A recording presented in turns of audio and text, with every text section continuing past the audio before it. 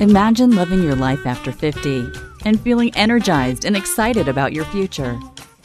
Welcome to the Women in the Middle podcast, the podcast for women who are ready to figure out what they want and create the life they deserve. Here's your host and master certified life coach, Susie Rosenstein. Hey there, today's Encore episode is all about 3 ways to be delighted in midlife. Let's go. Welcome back to the podcast Women in the Middle. I'm your host, Susie Rosenstein, your master certified coach and midlife mentor, and I am so glad to be here with you again for this week's Encore episode, which is about the topic of being delighted. I share some of my personal delights, as well as 3 ways that you can be more delighted on the regular. Now, this episode was originally published in July 2024. You may notice that my voice isn't up to snuff at this current moment. And that's one of the reasons that republishing a popular episode from the past as an Encore episode really does come in handy. So at the time of the original recording, I was just back from one of my favorite all-time places to vacation, and that's New England, specifically Rhode Island and Cape Cod. And my friend, it was delightful. In fact, it's always delightful to me. But I have to say that this particular trip was, in fact, unbelievably delightful. So much so that I was inspired to create this episode about the importance of feeling that way, the importance of feeling delight. So that's what we're talking about today. My delight factor was literally off the charts, and I am also delighted that it hasn't worn off just yet, even now, a year later. Because it's funny, my people from Rhode Island, my sister and my cousin, they were just visiting this week. No whale watching, of course, in Ontario, but they were here and it was super fun. We definitely shared a couple more delightful moments, even though it wasn't on the East Coast. So we're going to be taking a deep dive in a second, but just quick, I have something new and exciting to invite you to. It's called the Midlife Happiness Jumpstart Experience. It's perfect for you if you're ready to feel lighter, brighter, and more you. In this 14-day experience, you're going to get tiny science-backed actions that help you boost your mood, shift your mindset, and rediscover what makes you happy fast. It's all in just 5 to 10 minutes a day. It's affordable and designed for busy midlife women over 50, just like you. It's super easy, too. Your Midlife Happiness Jumpstart experience includes daily emails, printable tracker, private WhatsApp group, and a group celebration Zoom call. If you're listening in real time, this next group starts on the 1st of the month. To sign up and get in on this fun new experience with me, go to my shop at www.susierosenstein.com and click on the shop tab to see when you can join us in the next Midlife Happiness Jumpstart experience. And I can't wait to do this with you. All right, now let's dive into today's topic, which is about 3 ways to be delighted in midlife. So ask yourself, how familiar are you with being delighted? Do you know what delights you? Do you notice when you feel delighted? Do you allow yourself to create more delight in your life?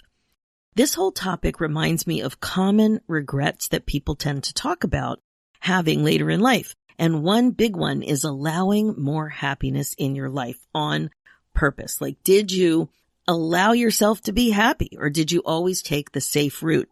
For example, did you let fear get in the way of you doing things that would make you truly happy or happier? So a lot of people have this kind of regret.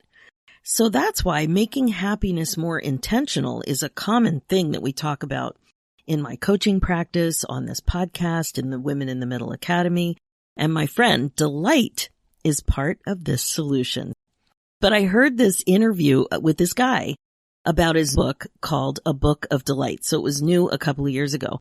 The author's name is Ross Gay, and I'll put the link in the show notes if you're interested. So I was delighted that he took the time to write about delight. I was fascinated. One of the delights he wrote about was his airplane ritual. I thought it would be fun to kick this episode off by sharing some of my delights and then talk about how you can be delighted more these days too, especially in midlife. And I hope you find all of this really inspiring. A lot of times you can figure out, your reaction if you agree or disagree, or you can relate. because of something I'm saying or something that you're going to respond to. So that's why I thought it might be fun to go through some of the things that delight me too. So here we go. I hope you find it inspiring. And here they are in no particular order. Okay, delight number 1, my airplane ritual. I don't know when this started, but I think it's been more than 10 years, probably 15. There were 3 parts to it. Now there are only 2. But first, here's how it goes. When I get dressed in the morning of my flight, I wear my whale tail necklace. Then I put on my flying uniform, which consists of a royal blue short sleeve gauze tunic and yoga pants. Once I'm seated on the plane, I watch episodes of Curb Your Enthusiasm, and boom, I arrive safely.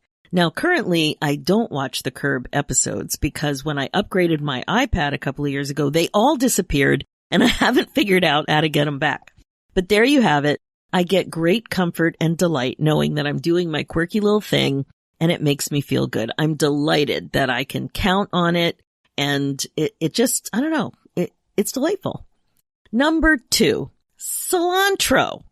I know it's not for everyone, but I love cilantro. When I sit down for a meal and I taste it, it just makes me so happy. I absolutely feel delighted.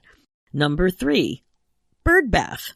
I have a solar-powered fountain in my bird bath, and the whole setup brings me so much joy. I love that I'm delighting the birds as they are delighting me. Number 4, poking around places selling funky jewelry. It could be outside or inside, newly made or vintage. It doesn't matter. I'm just so appreciative of the creativity, and I really love the hunt. It's absolutely delightful. Number 5, talking to artists about their work and journey. I've always loved doing this, and now with this podcast, I am justified. I love their stories, 100% delighted. Number 6, favorite foods. Let's talk about mustard and avocado. Not together. With mustard, especially Dijon. It is such a great condiment and can add so much flavor. Living in Canada, I find mustard is not used as much as it was when I grew up in the States, like not on cheese. I grew up having mustard on cheese all the time. But in my house, we have a healthy selection of mustards to choose from. So yummy. And avocado, I don't think I've ever eaten an avocado where I didn't say, this is so good. I just love them. There are other food items, but these 2 bring on serious delight for me. Number 7, buying a product that works. You know, when you get all excited about a new product or a potion or a skin cream or something, you order it or you go to the store and buy it and it doesn't work. That is such a bummer. But the opposite is pure delight. So the other day, while I was on vacation, I woke up with a huge under eye bag, like a 3-dimensional one that had me concerned. Like I didn't want to go out looking like that. And I grabbed an under eye patch at the store. I wanted to go out and see if I could get a product to help fix it. So I got one of those under eye patch thingies that you stick on, and it had hyaluronic acid and collagen in the package that I picked. There were several to choose from, and I had never used it before. So I don't know. I was hopeful. So where I was going, I wasn't driving. I was a passenger. There was a 30-minute car ride, and the directions on the box said 25 minutes. Maybe it was 20. I don't remember. Anyway, I actually wore the patches in the car and took them off right before we got where we were going. And what do you know? The eye bag was gone. I was delighted. The product worked. And I just love getting a product like that you're excited about and then you're not disappointed by. Delightful. So delightful.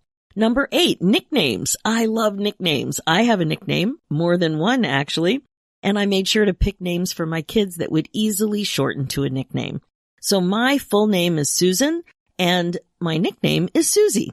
And I recently discovered the nickname my kids gave me in our family messenger chat. And that was funny. It was, I'm always right. I wonder if that's your nickname too. Anyway, I'm delighted that they know that. Or they're humoring me or making fun of me, whatever it is, I'm delighted. Number 9, a walk around water on a sunny day. Like when you're near water, go for a walk on a sunny day. Wow, I just over the moon with delight. No other details necessary. I just love that. Number 10, a hug from my dog. Do you know what I mean? Nico the Noof leans up against me or anybody, usually my husband. He leans up against and then he nuzzles his head into my shirt. Now, he's a big dog, so his head takes up my whole body, that part of my body, and he just leans in. It is so good and absolutely delightful. Unconditional love. Number 11, a great crab cake. I had one on my vacation recently. Not all crab cakes are delightful, but this one was absolutely perfect, and it was just delightful. Like, I just sat down, I was sitting there eating it, and I'm like, oh, this is so good. I think it's the best one I've ever had. I really do. Delightful. Number 12, abalone shell. There's something about it that I just love. I love the look, the feel, the shimmery color, and the way it looks when it's incorporated into jewelry. Very delighted in every way. Number 13, no surprise, the show Curb Your Enthusiasm. This show speaks to me. I call Larry David my boyfriend. Like all humor, it's not for everyone. But when you connect up with someone or something that is your kind of funny, it's delightful.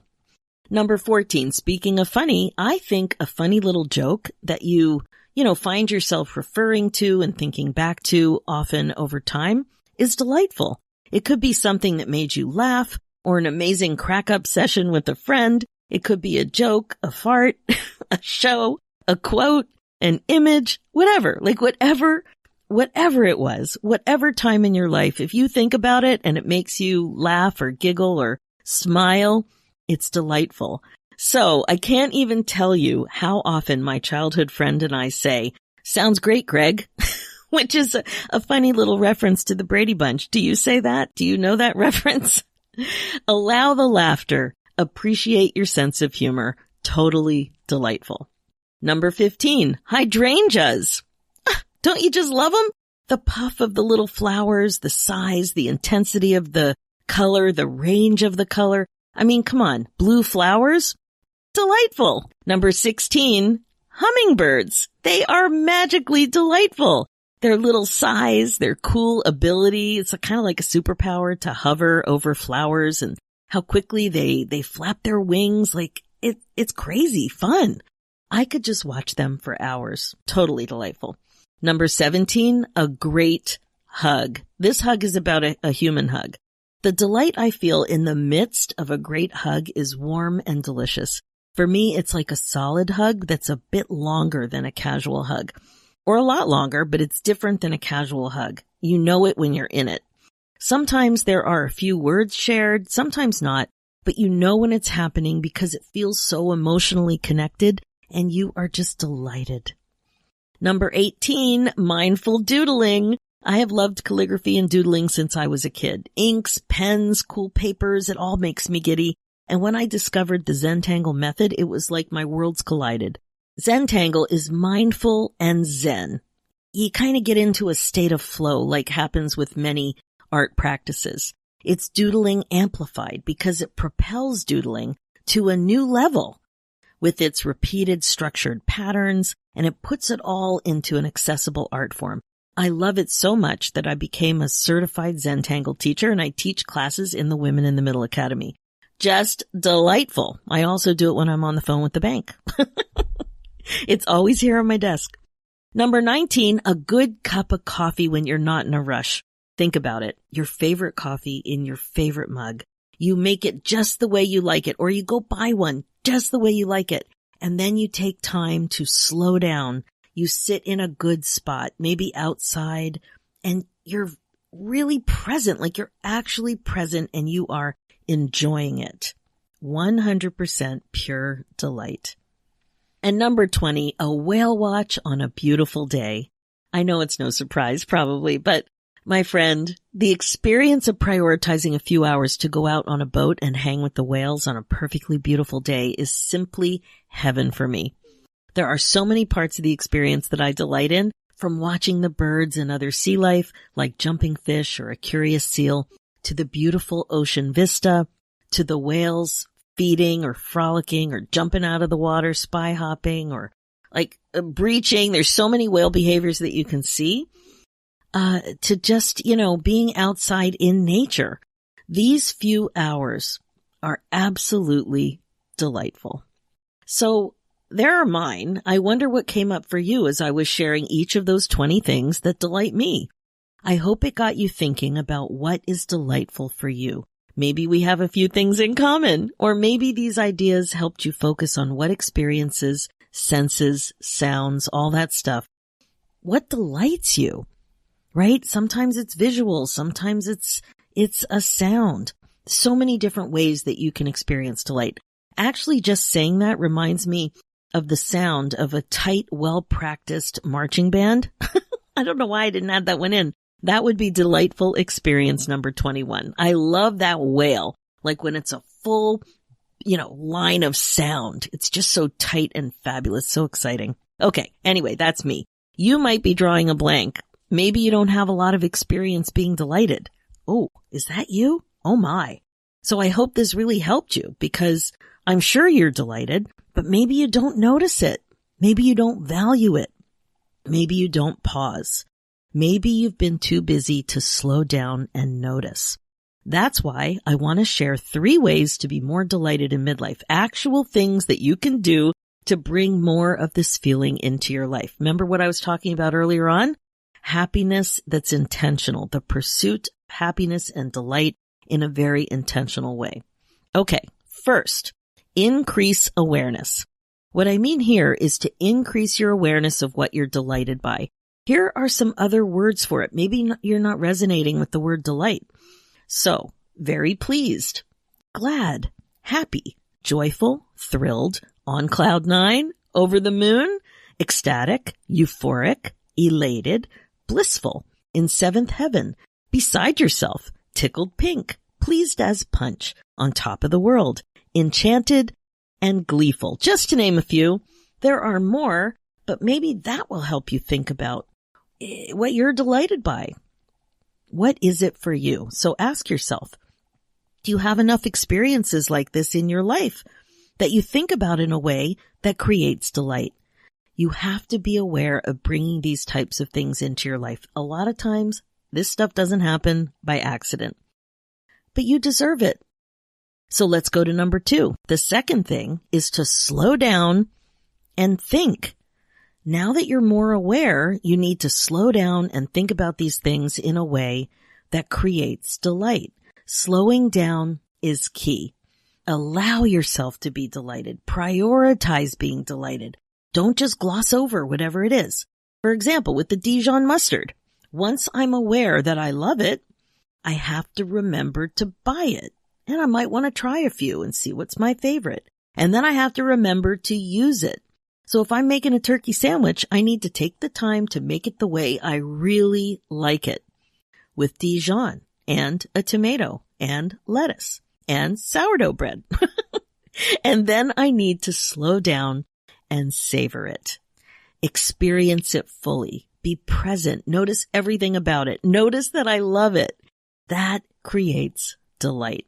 So you see, when you're in a rush and you're just doing stuff, sometimes you miss delight, or it's like a few seconds of delight, but it's not a full-blown experience. So you can definitely manage that better. And third, practice gratitude. Practice gratitude about being someone who invites delight into her life, someone who values mindfulness, even someone who listens to a podcast that helps you amplify your life this way, like this one. All of these things. Be grateful that you're more tuned into your happiness and delight. Be grateful that you have the skills and the commitment to prioritize more happiness and delight in your life. So the 3 ways to be more delighted in midlife are to increase awareness, to slow down and think, and to practice gratitude. There you have it. I would love to hear more about what delights you and how you're going to prioritize it. And if you need help with these ideas and other mindfulness strategies to help you get out of your own way so that you're happier overall, I am your gal. It's way more fun to do this together. That's it for this episode. Isn't it amazing to appreciate that you can bring more delight into your life on purpose? Seriously, If you aren't intentional, you're highly likely to have regrets. And this is exactly how I can help you. It starts with your thinking. And this is what we're up to in the Women in the Middle Academy. So if you'd like to see if working together is a good fit for you, head over to www.talktosusie.com and book your free momentum call. This is the way to learn more about how the Academy can help you go from wasting valuable time and worrying about having regrets to feeling fulfilled and excited about what's to come, all the while using creative tools, mindset coaching, joyful planning, and accountability in an amazing community of like-minded women. I help you stop living like time doesn't matter, because it does. So if you're ready to step on the gas and make changes that are important to you, the Women in the Middle Academy might be for you. Now, as you know, my focus as your midlife coach is to help you waste less valuable time and get on with the good stuff. This is what regret proofing is all about. Remember, being the queen of your brain domain is the best way to be, and midlife transformation coaching is the fastest way to rediscover joy and purpose after 50. My friend, it is time to stop waiting for the right moment and start creating the excitement, joy, and fulfillment that you crave. So if you'd like to see if working together is a good fit for you to help you get going, either in the Academy or privately, please reach out. If you're interested in signing up for the Midlife Happiness Jumpstart experience, go to www.susierosenstein.com and click on the Shop tab, and you'll see it there. For show notes and links, head over to my website at susierosenstein.com and click on the Podcast tab and look for episode 420. You'll also see a link there for my other show, The Women in the Middle Entrepreneurs, which is all about the reality of running your business when you're a midlife gal. It's also on iTunes, Spotify, and all the places. Let's do this, ladies. It's time for you to put yourself first, one thought at a time. Thanks so much for listening, and I'll talk to you next week.